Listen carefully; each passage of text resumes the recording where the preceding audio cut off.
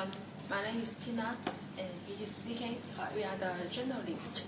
Today we are going to interview two tourism experts, Dan and Shu.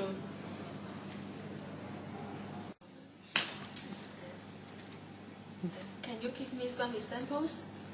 Okay, so let's talk about the motivation of tourists first.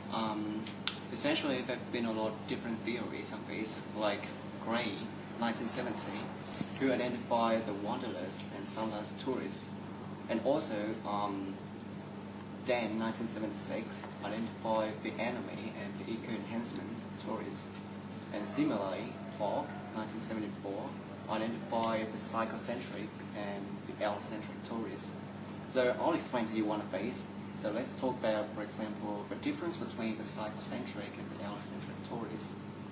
So basically, the psychocentric tourists are those who are very cautious and very conservative.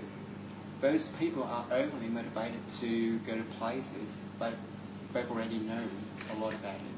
You know, some places that have a lot of reputation and even safe. So that's for the psychocentric tourists. As for the allocentric tourists, those people are completely the opposite. So essentially, they are only motivated to try something new, you know, somewhere even no one's been to before. Okay, so that's to answer you the motivation of tourist topology.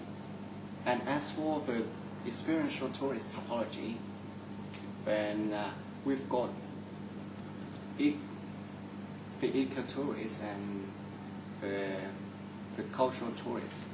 So let's take a cultural tourist, for example. Like if you go to some place because you want to experience this culture. So let's say, for example, because the place is very famous for wine products and you want to try it, then in that case you would be classified, you would be called as a cultural tourist.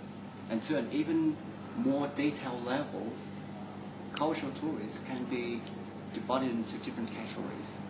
So for example, let's say you've got a very high experience and also high importance, then you would be classified as a powerful cultural tourist. But on the other hand, if you've got a shallow experience but high importance, then in that case you would be classified as just a sightseeing cultural tourist. And are there any common elements between tourist typology studies? Yes, definitely. There's a lot of common elements between those theories. So, for example, Cohen and Smith, both scholars have identified a variety of tourist types, and there are lots of common elements between the two modules. For example, what Cohen called a drifter is essentially very similar to what Smith called an explorer. Essentially, they are the same. And similarly, what Cohen calls an organized mass tourist is essentially the charter under the Smith model. So basically, generally speaking, the theories are dividing up the same group of tourists into different components. Thank you, Dan. Over to CK. Are there any limitation on typologies? Yes, there is a limitation because there are many types of tourists in the world. Each of them have a different motivation, expectation, and experience. So we can use typology to each of them.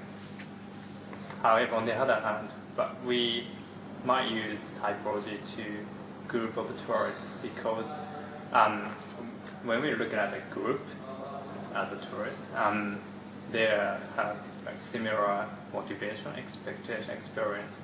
For example, people go to the camps in Australia, and we focus on the group. They have mainly been motivated to look at the scenery, great barrier reef, beautiful beach, and yeah, they have similarity and focus on similarity. Now, at this stage, we can apply typology to them.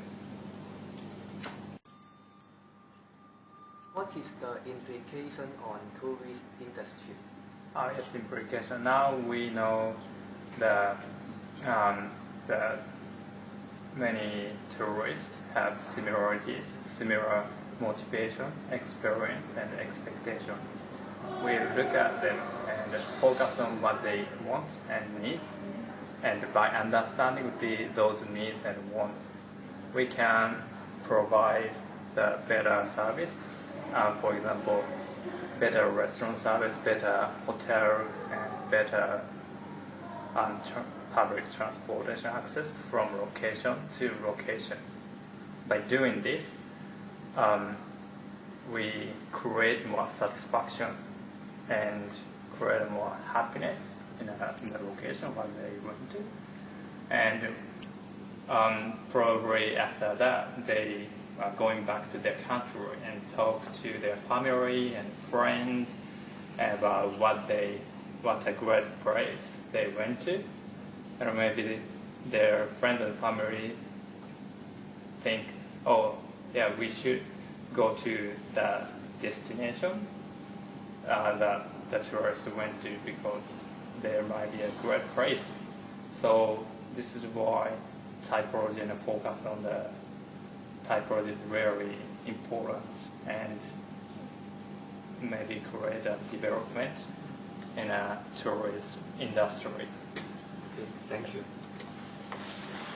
Thank you for watching our video.